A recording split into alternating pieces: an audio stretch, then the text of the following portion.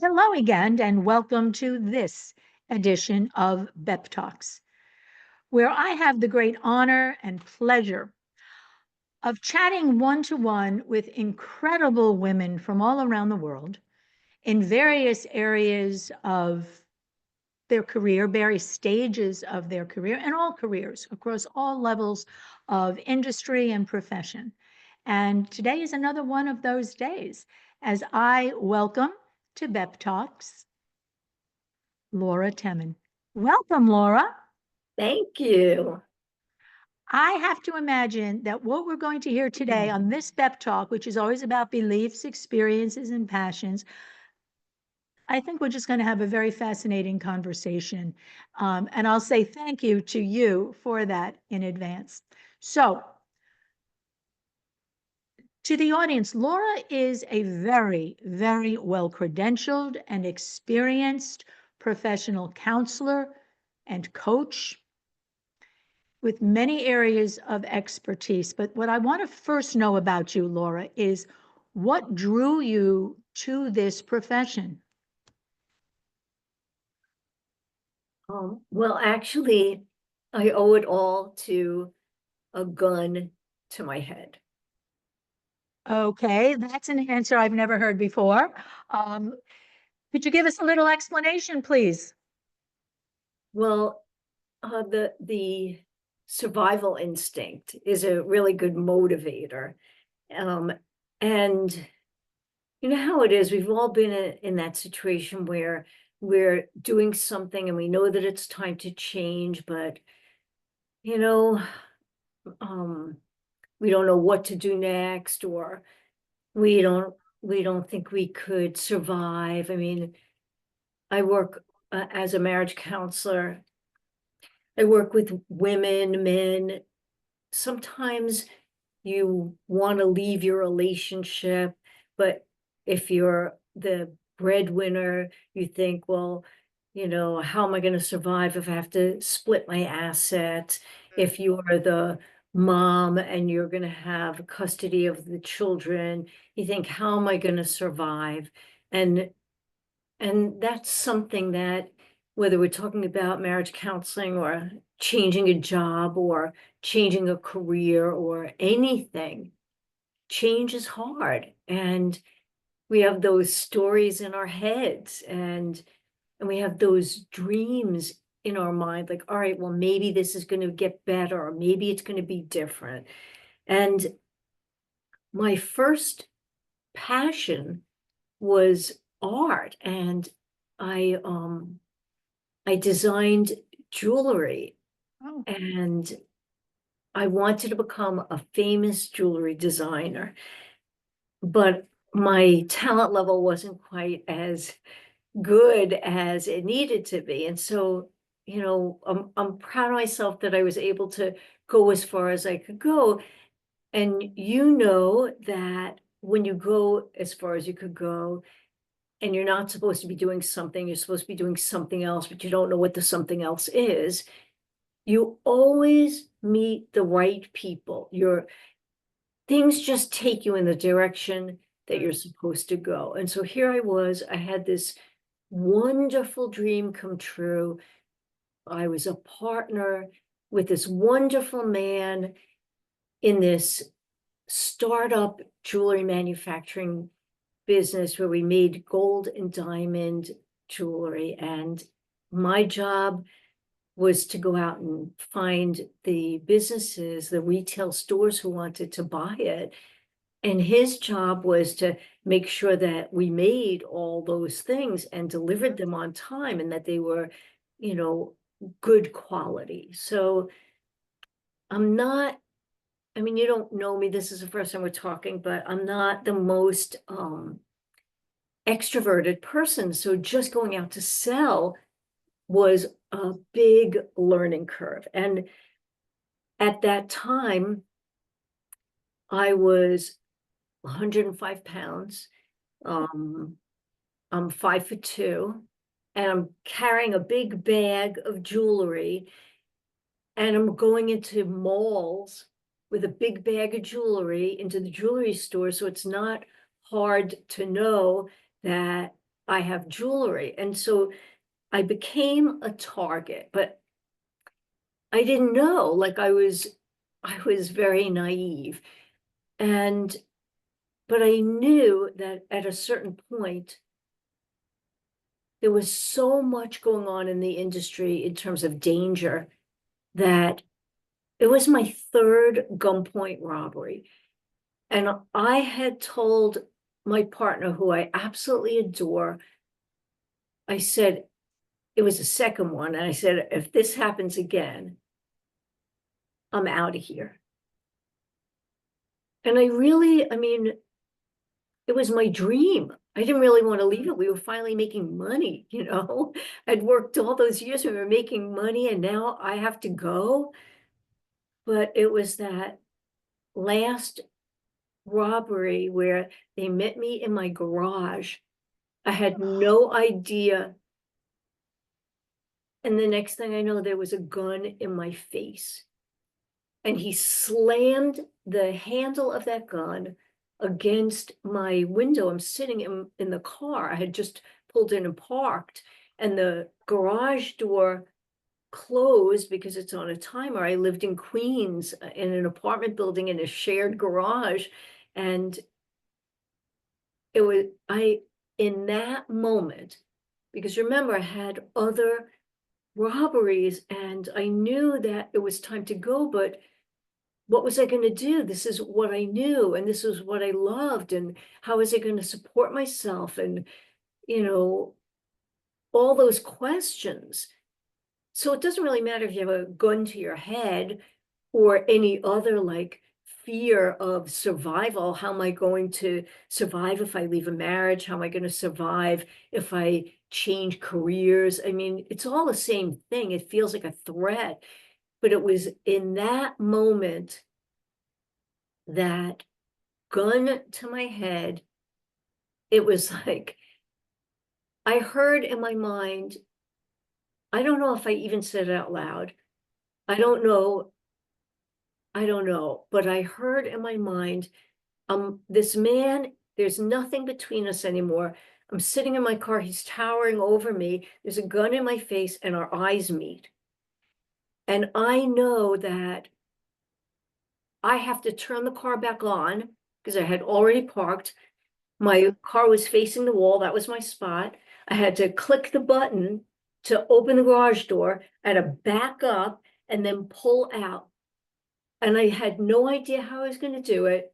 But that voice in my head said, no, Mm, it doesn't end this way. And Mm. that sense of desperation, which people think is a terrible thing, desperation, but desperation is like this, kicks in the survival response. mm. And that was when I made the decision, it's time to go. And so how did I get to this place? I knew it was time to go. And I had to ask myself, what do I want to do? And I loved how the mind worked. And again, no coincidences. I I saw an ad for Oh, hypnosis, and I thought that's interesting. And I was still in the jewelry business, but I had started studying it. And it's also no coincidence that when I was in the garage on that fateful day, I was sitting in that car longer than I should have because they were waiting for me, because my Yes. usual pattern was I had my dog with me and I was going to take the dog, click the garage, take the dog out to pee, and then go into the building. But on this day, I was listening to a hypnosis recording from the training. And so I stayed in a little longer. And when I clicked the button again, the garage door opened. That guy was waiting for me and he slipped in. And so everything happens for a reason. You don't know what the reason is. You don't anticipate it.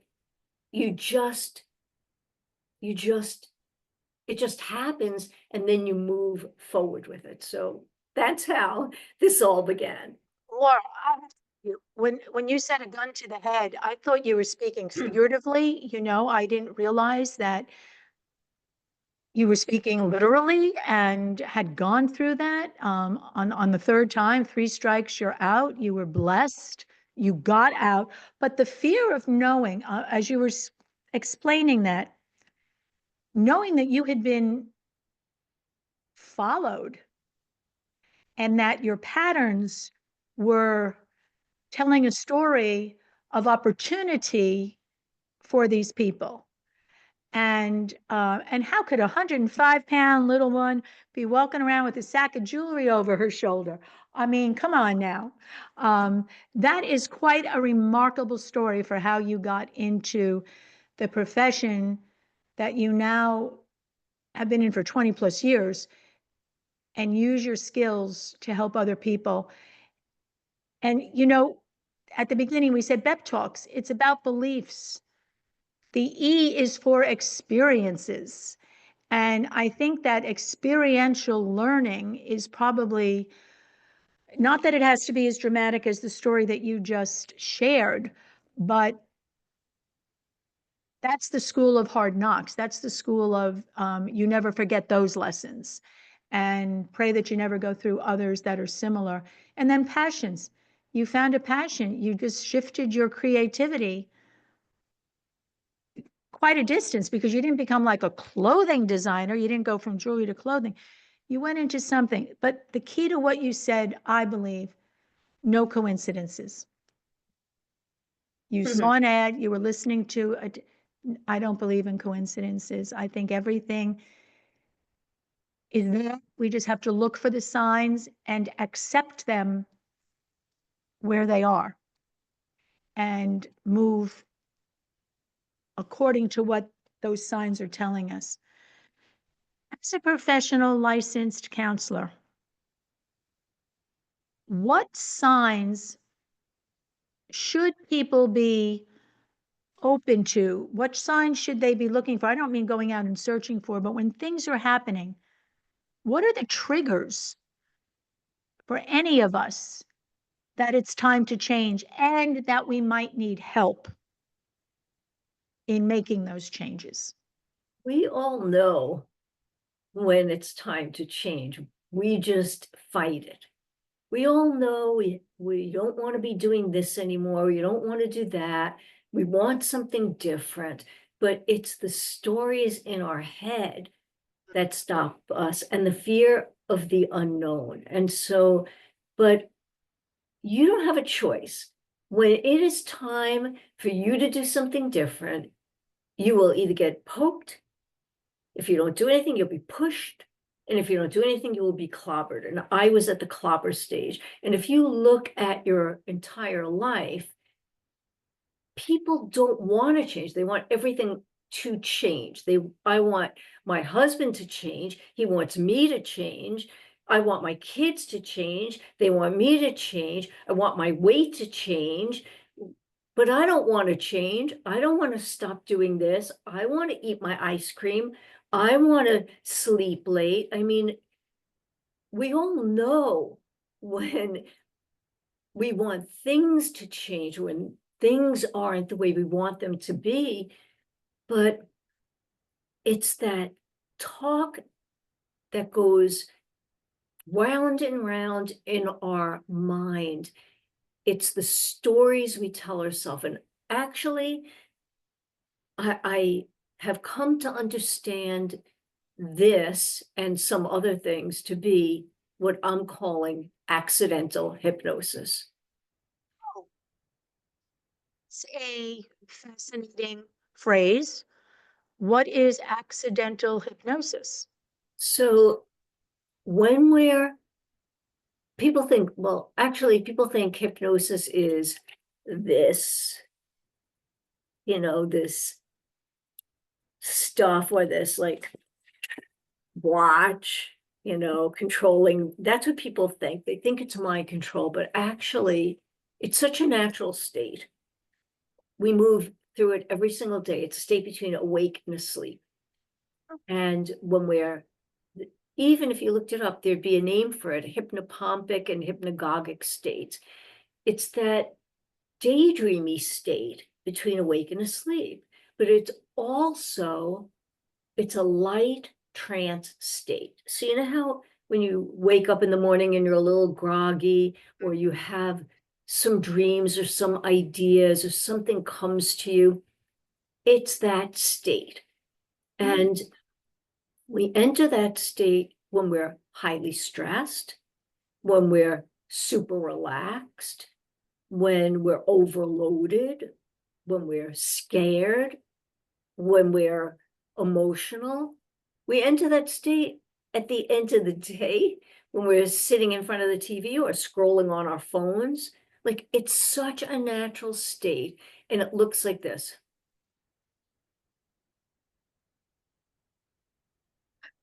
That blank stare. And you see it when people do it, you see it in an audience. It's a resting place for the mind. But when we're in that state, we are suggestible, we're highly influenced, but we don't know that we're influenced. We don't even know that we're in hypnosis because we think hypnosis is that dangling watch. Yeah. It's just a natural state where the analyzing ability isn't as strong as it is when you're doing a thinking task. So when you need a break and you just, do some mindless stuff, that's a light state of hypnosis. And so when I'm thinking, oh, I need to say goodbye to this business, but my partner, he put his house up for collateral to get the money for us to do this business. And so how can I do that to him? And so you're in that state, it's time to go, it's time to do something, but then you have all the reasons that you're running in your mind. It would be so bad, it would hurt him so much. How is he going to survive? I'm a terrible person. How would I survive anyway? I don't know anything else. I mean, that's what we do. And so the more that we do that in our mind, it isn't just that we're talking to ourselves, we are stepping in to that experience.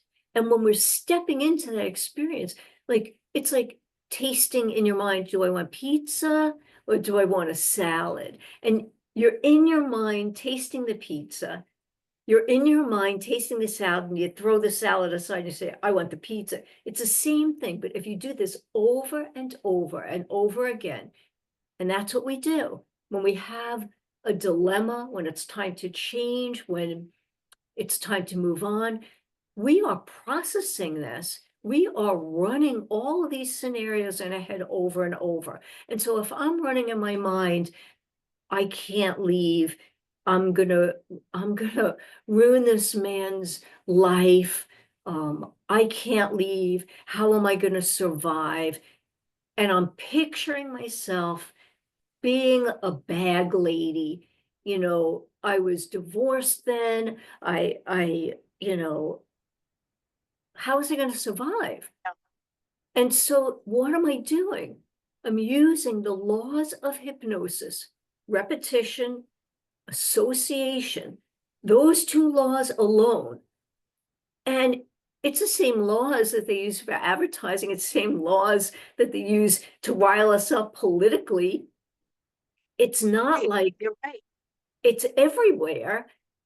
But when we are in the state of overwhelm, like we're in, when we're distressed and we know we need to make a change, when we're in that state and we're repeating things and imagining things in our mind, all we're really doing is strengthening those things. And that is the state of hypnosis with a message. And it's an accidental hypnotic state. You're accidentally, unintentionally strengthening things that you don't want to strengthen. And it's the same thing when you're sitting in front of the TV at the end of the day and it's the evening news. And what are you taking in? You're taking in all the trauma, the drama. So why do you think we're all anxious? Why do you think that we're at odds with each other? Because whichever station we listen to, we hear about that other side, and that other side, they're, demons, they're bad, they're, and repetition and association. So I call it an accidental state of hypnosis. And it doesn't matter if we're saying, that cake is so good. Why can't I eat cake? Everybody else eats cake. Why do I have to be the one who has to deprive myself? I really want that cake. It doesn't matter what we're saying to ourselves. It doesn't matter. We are reinforcing it, and it's Yeah. taking on a life of its own, which doesn't mean it can't be used in a positive way. But Right. first, you have to understand that we're in a state of accidental hypnosis, or we're overloaded, and so we're suggestible.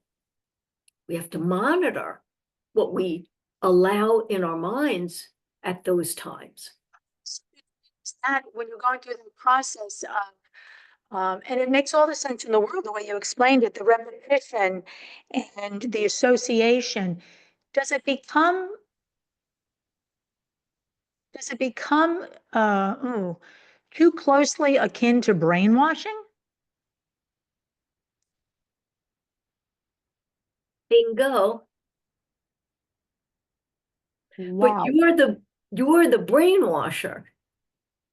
You are the hypnotist in your mind. You're influenced by outside sources. So Then when we it's hear, yeah, so when we hear things today like tender aged children, um, spending so many of their waking hours not under the direct influence or protection of their parents, where we want to believe, we need to believe that they're safe when they're in school, but they are influenced, are they not, by, I don't want to say strangers, but by people who are very transitory in the child's life, a 10-month relationship, if you will. And we hear that, well, we hear, you can't turn on the news and not hear, I'll use the word, some radical thinking that in my day and age of innocence, if you will, you couldn't even imagine. You couldn't even imagine would have been possible. So that's putting people in a version of accidental hypnosis.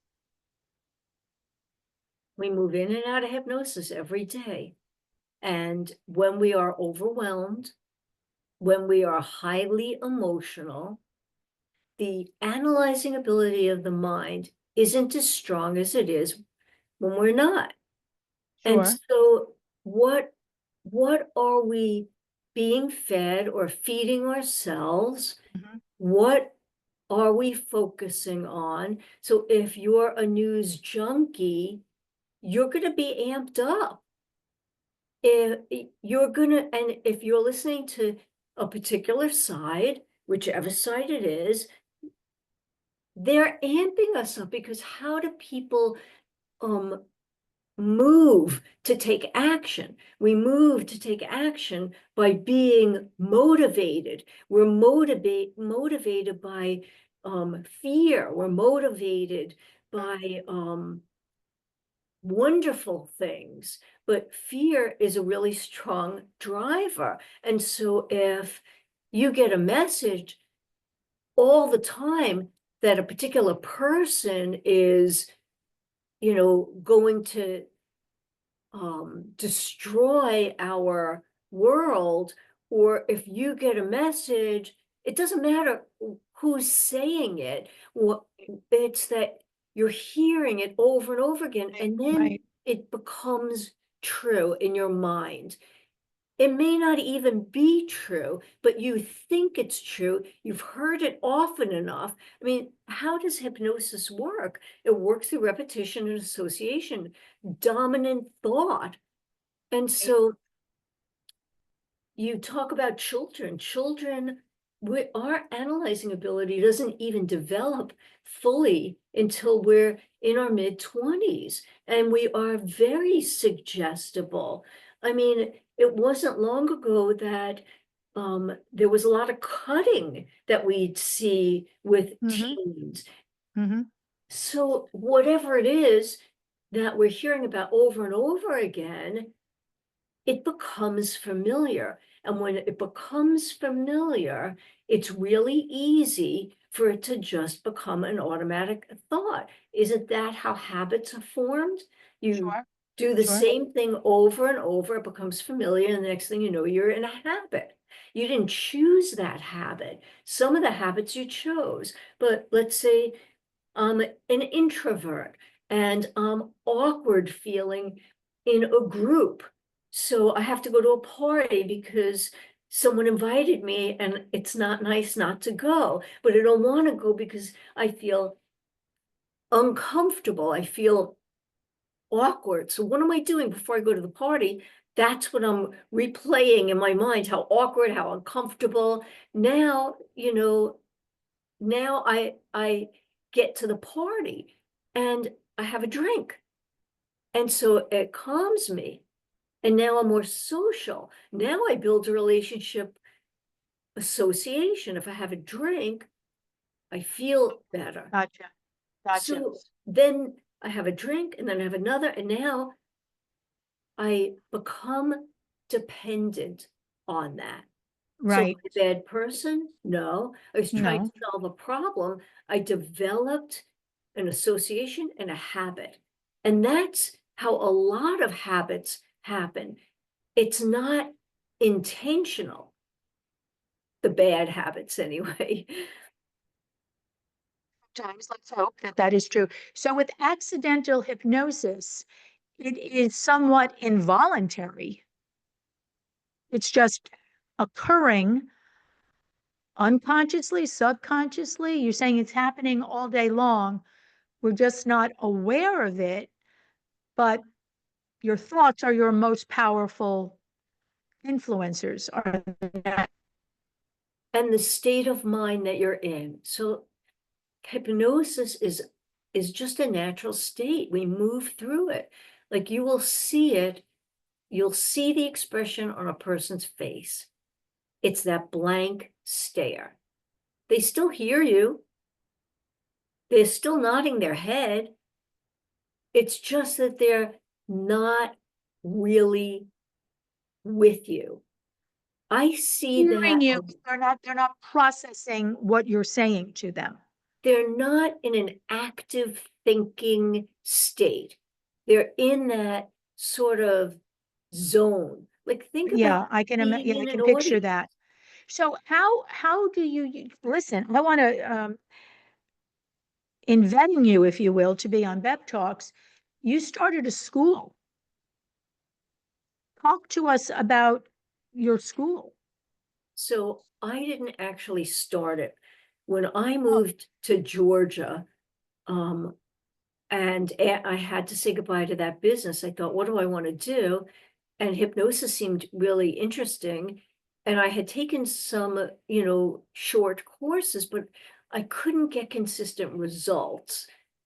Um, so I called someone in Georgia who was a hypnotherapist, and I asked them, is because I thought, all right, maybe I could do hypnosis. Maybe that would be my next career because it's so interesting and it helped mhm. me to stop smoking. Well, that woman said to me, she'd started to talk to me about it and asked me a question I couldn't answer. And she said, if you can't answer that question, you need to learn more. And I have a school.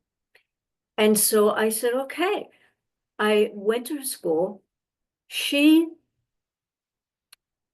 I had trauma from that gunpoint robbery and Oh, all the others. I was always looking over my shoulder. sure. And she, in like 3 or 4 visits, took that angst away with hypnotherapy. And Wow. then I took 500 hours of training with her. I did 400 hours and then I did an internship, and she became my mentor we became best friends, and she had started her school, and in 2019, at the end, at Christmas, right after Christmas, she passed away.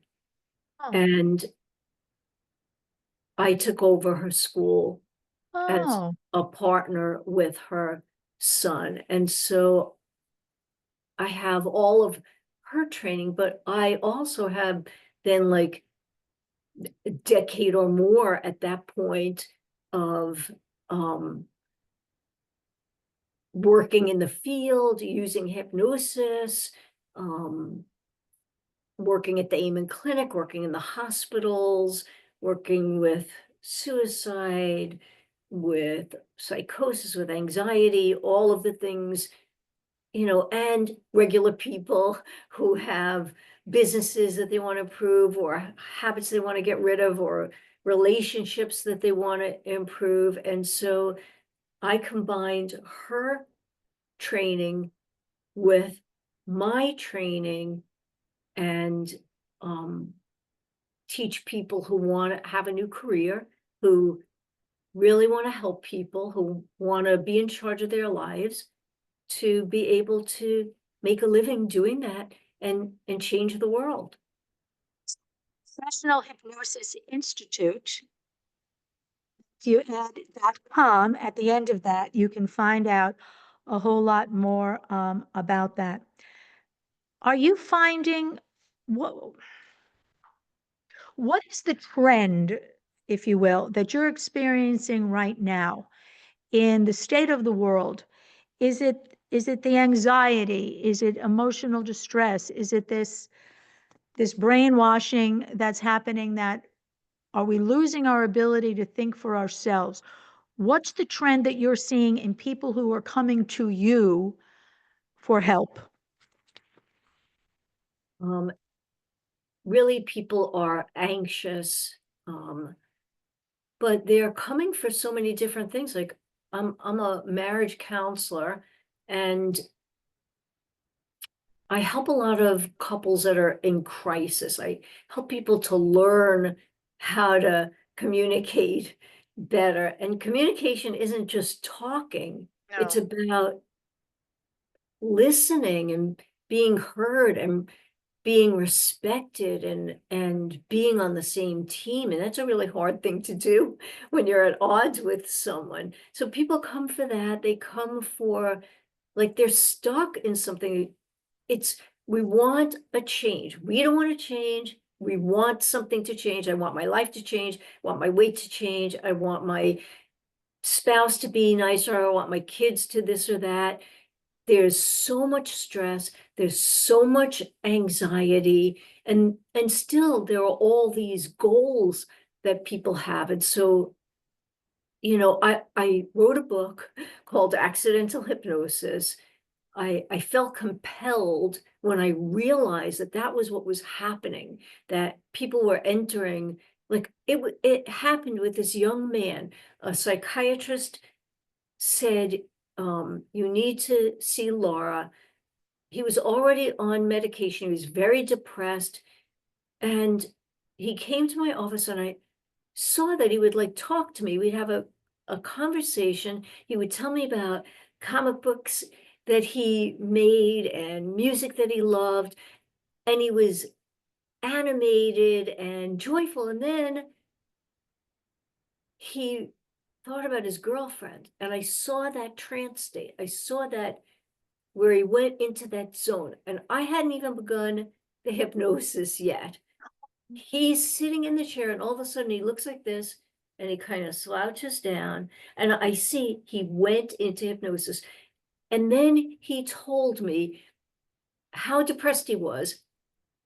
His girlfriend left him, and therefore he was unlovable. And if he was unlovable, no one would love him. If no one loved him, what would be the point?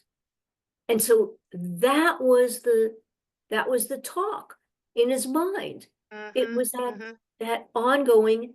accidental self-hypnosis. And so I would help him feel better when he was in my office, but then he would go home and he'd go in the dark room and he'd rerun that story over and over and over in his mind. So I realized I can't compete 1 hour, 1 day a week with Yeah. what a person does in their mind every day. And that was when I realized this is an accidental state of hypnosis that people are accidentally, they don't understand hypnosis, they don't understand what they're doing, but your mind cannot tell the difference between what's vividly imagined and what's real. I mean, you think about somebody you're Exactly. pissed off at, you could get all riled up. You think about going to the beach if you like the beach, and oh, you could just feel better. And I had to do a TEDx talk about that because I was so compelled to help people understand, Yeah. but they made me cut that first part off on that story, because they said that I that they understood and had a heart for depression, but I didn't. And so they didn't approve. They said I was um not taking mental health seriously. And I was implying that you know, could feel better in by using other tools. But there's research on it. Dr. Amen's research shows food, exercise. I mean, there are so many things. And the young man was on medicine anyway. It wasn't like I'm saying, no, don't do anything. Just let me do hypnosis with you. And that, and maybe in their mind that it was this kind of hypnosis, but Yeah. it isn't. Hypnotherapy is using the suggestible state of hypnosis with therapeutic, loving, uplifting suggestions if you're trained well to do that. Right, right. I want to ask you something though, going back to, you talked about, marital and family therapy and, I guess, You just broke up and I didn't hear what you said. oh, I'm sorry. I said, talking about family, marriage and family therapy, that I'm sure we all know a couple, many couples perhaps being in a relationship. I'm blessed not to be in that type of a relationship, where if you talk to both parties, there's a battle between accountability and responsibility, meaning one party, probably both parties, don't want to be accountable for the problem. They want to say the other party is responsible. It's blame. It's blame. It's not my problem. It's his problem. It's her problem. Um, if you're doing hypnosis for in a marriage, do both people have to go through it kind of together to get the benefits? So, sorry, my nose is itchy. Um, it's an interesting thing, but people are different and opposites attract. So you're always going to be with your opposite. And, you know, God has a sense of humor. We have blinders on when we first meet someone. And then all of a sudden, after we're married, we see, oh, wait a minute. But the truth is, my way is the right way. And so if I'm on my husband, my way is the right way. And if I'm me, my way is the right way. And it's not really about accountability. I think it's about a lack of awareness. I mean, listen, I think that the countertop has to be washed with soap and water, even if it's some kind of marble. And my husband thinks that you have to only use the marble cleaner for it. And he believes what he believes, and I believe what I believe. And so I think he needs to change his mind, and he thinks I need to change his mind, but he thinks I need to change my mind. But the truth is, we have to be able to understand what the underlying beliefs are, what created that, and how do we see through another person's eyes? And if we can't see through their eyes, can't we find a way to understand that their way is just as silly or right as our way? Like, it's about making space. So it doesn't have to be right and wrong, it can just be different. Well, we think there's something wrong. I mean, when we get to the point where no one goes to see a marriage counselor until 7 years after they've tried to fix it for themselves. Those are the statistics. And by that time, there are behaviors that have developed that Dr. Gottman calls it negative sentiment override. And so we're not even on the same page. It's really hard to communicate, you know. So there's a lot of repairing that has to be done.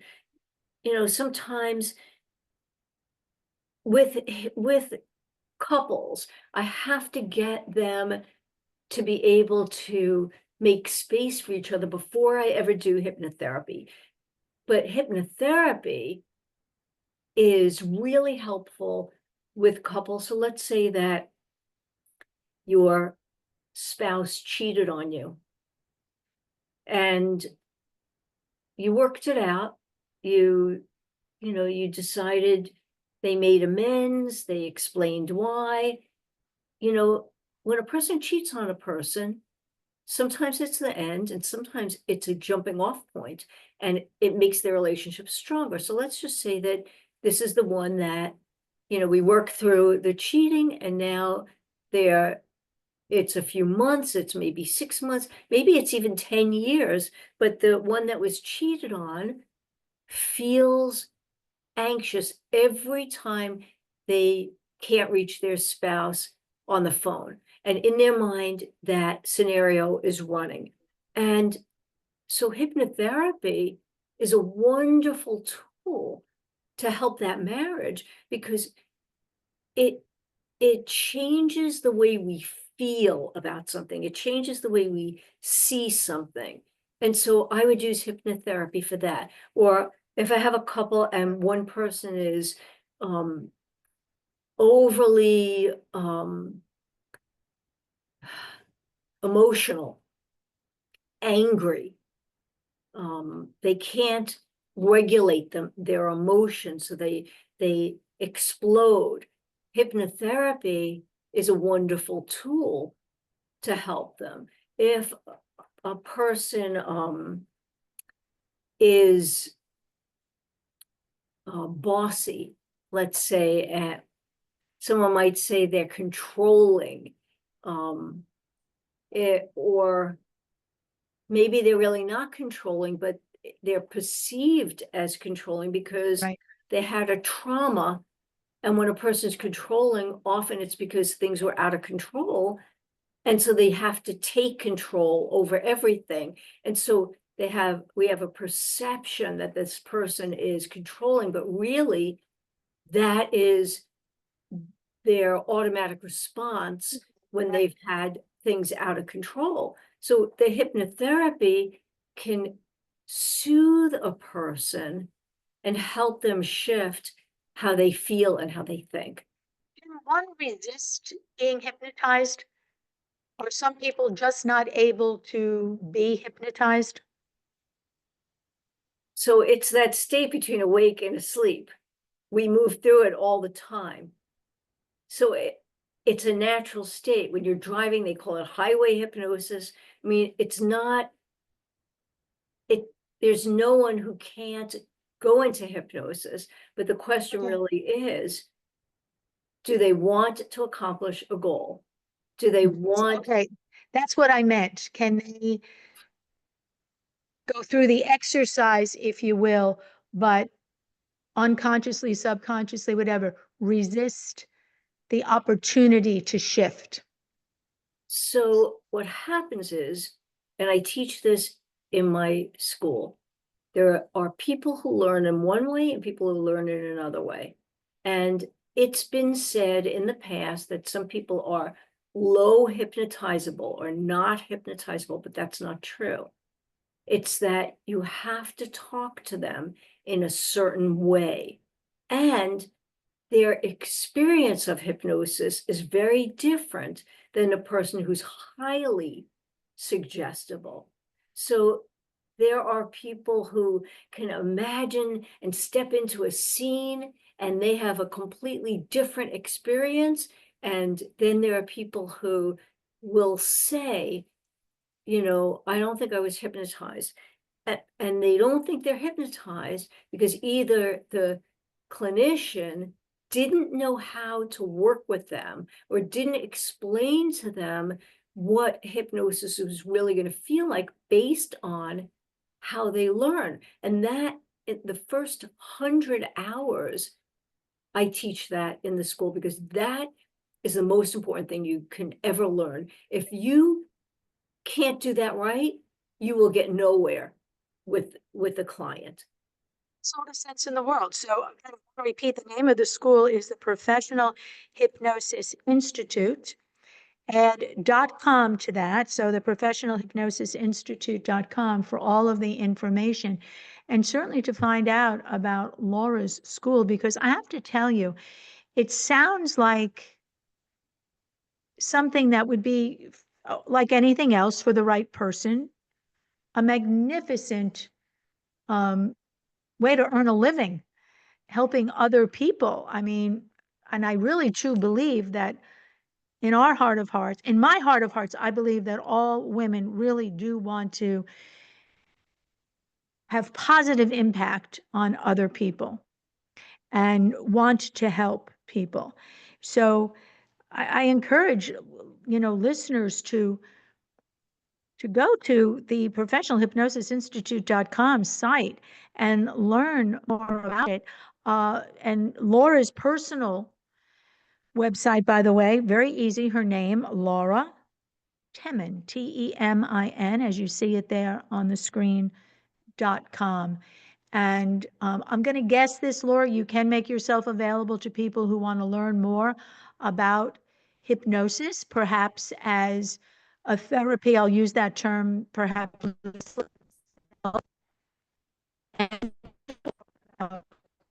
You're as breaking up a now. I potential. don't hear you. I'm sorry. I said that if they go to that site, do you make yourself available that people can learn more about becoming, I'll say, a client and or a student, and to see Absolutely. where hypnosis might magnificently fit into your own life. I know that we could go on and on and on, and it is definitely a subject about which I have always been curious and am fascinated by. And I think I will be visiting that site. I just want to ask one last question. Is it ever too late in someone's life, in a relationship, in a situation where change, the opportunity for change, if they embrace it, is not possible? I don't think it's ever too late. I remember when I had been I had been divorced and I was actively dating for like 10 years, maybe 15, and it was just horrible. And I remember sitting in my bed thinking, I just can't do this anymore. And I thought to myself, well, maybe I'll meet someone, maybe I'll meet my guy, but if I'm sitting in my bed and I don't take a shower and I don't, look nice, then I don't talk to anyone. I'm just going to rot in my bed. So that's not really going to help me find someone, my forever guy, right? I mean, I was actively dating and hitting, I mean, those are stories again for another day, but I I realized I don't have a crystal ball. I can't tell what's going to happen. And it's just as possible that I could meet him as I couldn't. And I asked myself, would I be happier if I came to the end of my life and I just sat in my bed, or would I be happier even if I didn't meet anyone, if I went out, took a shower, went out, put my makeup on and talked to people, would I be happier? And I pushed myself because you have to keep making the decision. Whatever it is that you're going to do, it Choice, requires you must keep making the decision. right? Keep You always making have the the decision. choice. For me, I decided a long time ago, I don't want to die with regret. So, kind of thinking about that with you, if you had just stayed in the bed, because you mentioned, that you are married, that you don't want to come to the end of your time in this world wondering, I wonder what would have happened if. I always was either gutsy enough, brave enough, stupid enough to say, I'm going to find out. And it's a learning experience. And it doesn't always end up exactly the way you wanted it to or hoped that it would, but you learn what not to do the next time. So I'm fascinated by this, and I hope that the listening audience here is fascinated by it as well, because it's something that, according to Laura Temin, happens to us all every day, potentially multiple times. So I'm saying, if it happens naturally, how bad can it be? And if it can help us manifest something very, very positive and somehow have a good influence on that four-letter word called life, why not? Why not? Laura, this has been truly a fascinating conversation, and I know that I believe that you and I will speak again, because there is so much to speak about. And I know in my coaching, you know, maybe there's something else. I'm sure there is many things that I can learn to be better at what I do. So I thank you so much for joining us today. I thank you for making what I'm going to call the necessary and very smart decision that you made when a gun was put to your head for the third time. And there are no coincidences. The signs are everywhere. Pay attention, follow the signs, follow your heart, use your brain. And I believe that you will always have the opportunity and the potential to move in a better direction and find yourself at a better place. Literally, figuratively, whatever your need may be. If you decide you want to change, you can. Not always an easy decision.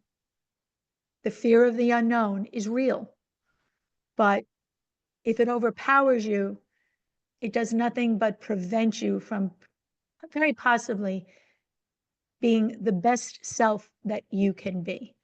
There are a That's lot of fear. things.